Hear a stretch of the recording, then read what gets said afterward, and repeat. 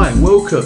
Richard here from Moneytrainers. This is the July, well it's nearly August issue of the podcast, and welcome back to those that have been listening to me in the past, and if it's the first time here, then good afternoon. How are you? How's it going?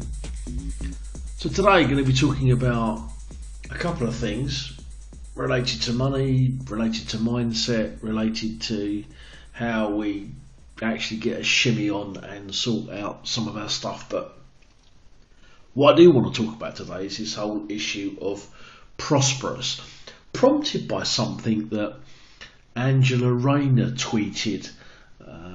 The deputy leader of the Labour Party tweeted a week or so ago about how prosperity is shared, how prosperity is acquired, how prosperity is managed within a society, and how we balance that up. And the politicians and do-gooders are always insisting on trying to find a solution to this whole prosperity thing and how we deal with poverty. And I, like a lot of these things, I think we're probably going the wrong way about it. And I don't have all the answers, but I've got a feeling we're probably not dealing with it in quite the right way, purely because not everyone's prosperous. And so, but there are some things we can learn. So this podcast is going to be about how do we lift people from poverty? How do we help the people that are poor? And there is always a focus on finding solutions for those that don't have prosperity, don't have money. And the reason poor people don't have prosperous financial lives is because they do things differently to those that do have prosperity. Now, it's not an exact science, because some people are born wealthy, some people are brighter than others.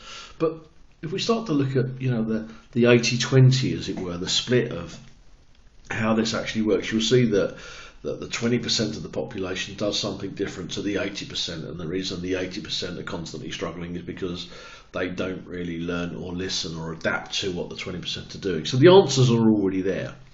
And I say, if you've got the resources, it's easy to make money, it's easy to make money work for you. But if you don't have the resources, it's actually quite hard. But not at any stage do less prosperous people focus on what it is that makes people prosperous. They tend to focus on the poverty, and the poverty is what they focus on, and that's what they get more of. Now, going to be loads of generalities on here and loads of, stereotypical comments about why people remain poor, but just trying to look through that if you want, and try and get a feel for what I'm actually trying to say about how this actually works. But one solution I've got is to take people that are not as prosperous as others, and perhaps look at providing them with the skills they need in order to become something that they're not currently. I think people should be taught skills, they should be encouraged to learn these skills and to be able to trade that skill in the marketplace and to become a valuable resource. And the best thing we can all do for the poor is to stop ending up as one.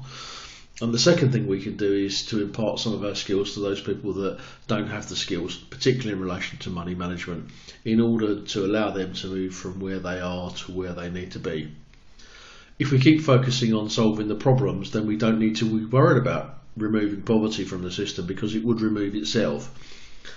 People would understand what they needed to do in order to lift themselves from where they are to where they want to be. As I think it was J.K. Rowling that said, rock bottom is an incredibly safe and solid place to push yourself off from.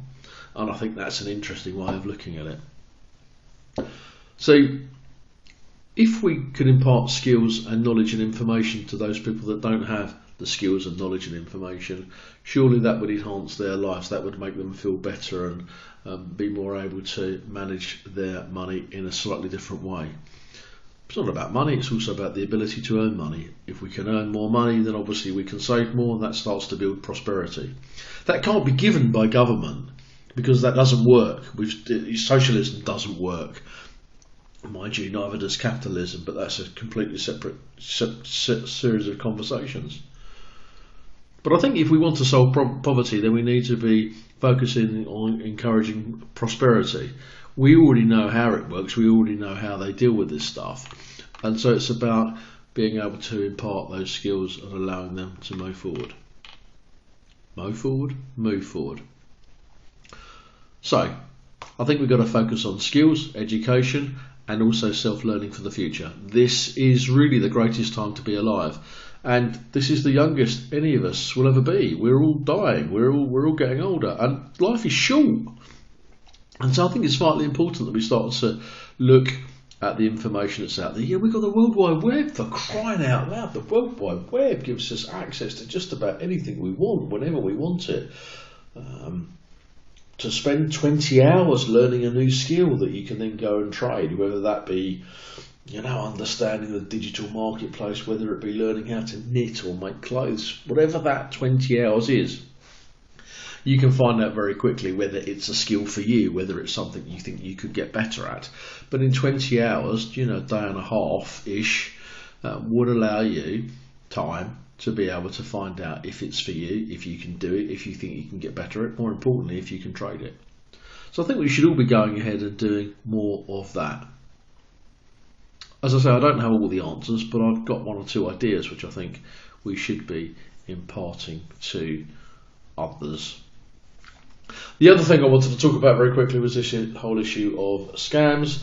I've been doing a lot of work on that with my MP and also with the Select Committee. As you know, I've already successfully changed pension legislation via Select Committee representations.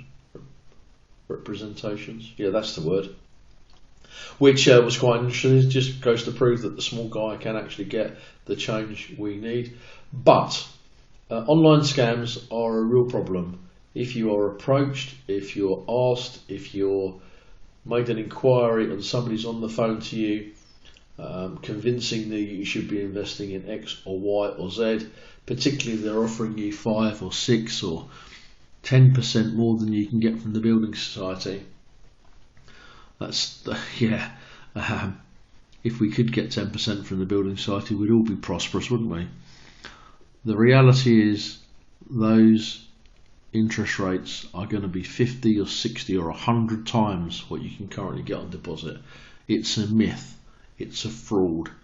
Those investments do not exist. Anyway, you can find out more about me over at moneytrainers.co.uk. If you want to have one of us come down and do a workshop in your workplace talking about all this money stuff, but it also involves talking about taxation and all of the other issues, then feel free to get in touch. moneytrainers.co.uk/contact. Going to leave you with a bit of music from a young musician based in London. It's a bit digital. I think you'll like it.